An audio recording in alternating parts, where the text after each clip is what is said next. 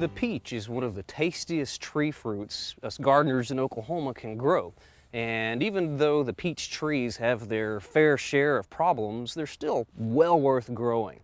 Well, here to tell us a little bit about peaches and growing them in Oklahoma is OSU Extension Assistant Becky Carroll. Hi, Becky. Steve. Welcome to the program. Thank you. So, Becky, what is so great about growing your own peaches? Well, if you've only had peaches from the grocery store and you haven't actually picked one off the tree and taken a bite, you really don't know what a peach tastes like. Okay. They're just so much better. The peaches grown in California and shipped to Oklahoma are picked green and ripened in the store, and there's nothing like that fresh, sweet, peachy taste just right off the tree. And just maybe the feeling of growing your own Growing peach your also. own, and you can go and pick one in the morning to eat on your cereal or have one for a snack. You don't have to get one out of the refrigerator or run to the store. Okay, It's and nice. they're so tasty. Yes. Well, what are some of the problems that peach trees have here in Oklahoma? In Oklahoma, we have the frost-free date is about April 15th. And since peaches all bloom pretty much the same week in central Oklahoma, about March 20th, that's quite a ways between the time that they bloom and the time that our frost-free date occurs. So we have a long window that we're worried about freezes. And so we get caught frequently by those early freezes. And they're very susceptible, just a few hours below, or a few minutes, 30 minutes maybe below 28 degrees, and we can lose a portion of the crop, if not all of it. Okay. Depending on what stage the buds are in and how cold it does get. Okay, and I understand that in the 90s here in central Oklahoma, we've had 3 peach crops that were We've wiped out almost. had little crop or no crop at all. And historically at this site, we've had just very few failures until the 90s. So it was kind of a different weather pattern or something. So it can be a little tricky. Uh-huh. Now, the late frost and knocking off and killing some of the flower buds is not always a bad thing. No, sometimes it can be very beneficial. This year, we really didn't have to thin a lot of our orchard because we had at least 2 different freezes that were early, and they knocked off probably 70% of the blooms that were there. So it left us with probably 20 to 30% crop on a lot of the trees. And because they were thinned by the freeze, we didn't have to actually go out and hand thin to get the size that we wanted on our fruit. Okay. And we usually have to thin those peaches when they're about quarter size, and that way it just helped with that process. We didn't have to do that. Okay, and the peaches are thinned. I mean, some people may think, well, I want all the peaches that my tree will grow. Why would I want to thin them? Well, if you don't thin them, you can have just such a crop load that your limbs will break and your tree will be not any good after that. If all the limbs are on the ground, you'll just have to cut it down and start over. And also, if you thin them to about 6 to 8 inches between fruit, you'll get a much larger peach size. And you can even thin them to like 8 to 12 inches between fruit and get a bigger size. Okay, even larger peaches. Even larger. Okay. If you want to have the biggest on the block or something, you can just leave a few peaches on your tree. Okay. Well, the late freezes can present problems with growing peaches in Oklahoma. What are some of the other problems? Well, we also have to worry about some other pests. We've got a lot of insect problems that we have to watch for. Plum curculio is one that it can damage the fruit anywhere from just after they're small little peaches up until the time that you're harvesting. They'll go ahead and they tunnel into the peach and they go to the pit and feed on it. The rest of the peach is usually okay, but most people would like to keep their peaches free of any kind of worms that they would find, especially if they'd find half of a worm in their peach. Oh, after they've taken a bite. Other half.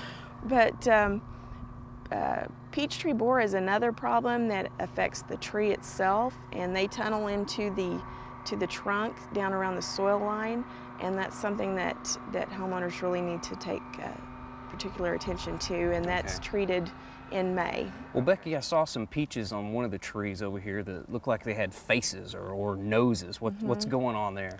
During bud differentiation in September, probably, those trees were probably under some drought stress. and it just affects the way the buds initiate and causes doubles and funny noses or things to occur on the fruit. So some deformed buds, Deformed lead buds. to deformed fruit. Right, so watering is important even in September. Okay.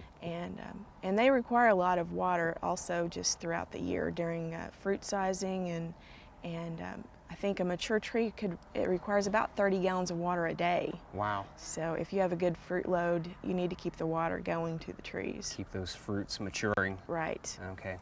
Well, with the disease problems that a lot of these peaches have, I guess one thing the homeowners really need to keep in mind is the appropriate variety or varieties of peaches for Oklahoma. Right. So could you tell us about some of the good peaches that we can grow and should be growing here? The fact sheet that covers that apples and peach varieties for Oklahoma, it lists all the varieties that we recommend, and it has a bacterial leaf spot resistance, which is important for our area. The best way to handle that is just buy something that's resistant, so you don't have to treat for that all the time. And it also covers the cold tolerance of the varieties and what their quality characteristics and some other factors that would influence when you would want to, what you would want to plant, especially the ripening time, because that can vary anywhere from June until September, October on some varieties. Okay. So if you plan your vacation every year in August, you wouldn't want your peaches to be ripe so your neighbor could enjoy them all. Okay, and maybe also if you really love peaches, you could plant several right, of those and varieties spread it and have out. a long harvest period. Right. Some of the early varieties that start in June are, we have Candor that is very early, and then Garnet Beauty is a good peach, and Sentinel is another peach that is late June ripening peach. And then July, around the 4th of July is when our Freestone peaches really start getting going, and that's what everyone considers the best peaches. And Red Haven is one that is pretty much the standard for Oklahoma, and we base everything, the ripening, on when Red Haven ripens. And that's usually around the July 7th, somewhere in there. And then we have J Haven, and there's many other that ripen in July. J Haven, Crest Haven ripens in August, and Loring is another one of our favorites, and that's around the 1st of August. So there's a lot to choose from. We even have one called Fair Time that ripens around the county fair time. That's interesting. So it's important to look up the varieties in the fact sheet, and don't go to the grocery store and see which ones they have and try to find that peach tree because it may somewhere. grow fine in California, but not in Oklahoma. Okay. Well, you mentioned Freestone peaches, and the opposite of that would be a cling peach. A cling peach. And usually the cling peaches ripen first and then also last in the season. So it kind of is in the Freestone's in the middle of that. Okay. And the cling peach just means that when you try to cut open the peach, the seed adheres to the flesh. Okay. So you can't get it off the seed very well. And those type of peaches would be used for what? Canning, or some people I've heard pickle those peaches, and cobblers, peaches. And some interesting things. And the Freestones are really easy to cut open and slice if you're going to freeze them or put them in a cobbler also. And they're really good to eat because you can slice them, cut them in half, and take a big bite. Okay. So, well, down here you have an example of a Freestone peach and some of the other fruit flesh colors and things like that. They just, especially when they're ripe, just kind of twist it open. Kind of twist it open, and the pit is separate from the seed or from the flesh. Separates very easily. Some of the differences you have down here, I guess, are the different colors and textures. Could you explain that a little bit? When we're doing our variety selections, we look for several things. We look at the red blush on the outside of the fruit, and some of them are just completely red. Some of them have very little coloring. And we also look at the flesh color. Some of them have a lot of red streaking, and some of them are almost all yellow. We look at texture. Some of these look a little stringy. Some of them are very fine texture. Some of them are a little mealy. So there's a lot of differences in the varieties. And a lot of that is just up to personal preference, what you would like. Even the fuzziness is a factor. The fuzziness, yes. Some of them are very fuzzy, some of them have little or none. And a nectarine would be a fuzzless peach also. That's the only difference. Okay. Well, Becky, I hear people talk about how they want an Alberta peach. They want to grow those. What's your opinion on that? Well, Alberta is one of those named peaches. It was one of the first peaches that they recognized the name. And it's a freestone, yellow-fleshed. Really, it was a good quality peach at that time. And now there's a lot of other choices that are better. And they're still available in some markets. Some people have taken selections of Alberta, and those are good choices. But really, any type of freestone that's yellow-fleshed is what people are looking for when they're thinking of Alberta. Okay, so the actual Alberta is kind of It's gone by. Yeah, and there are a lot better ones. it's kind of soft and it bruises easily. Is one of the drawbacks of an Alberta. Okay.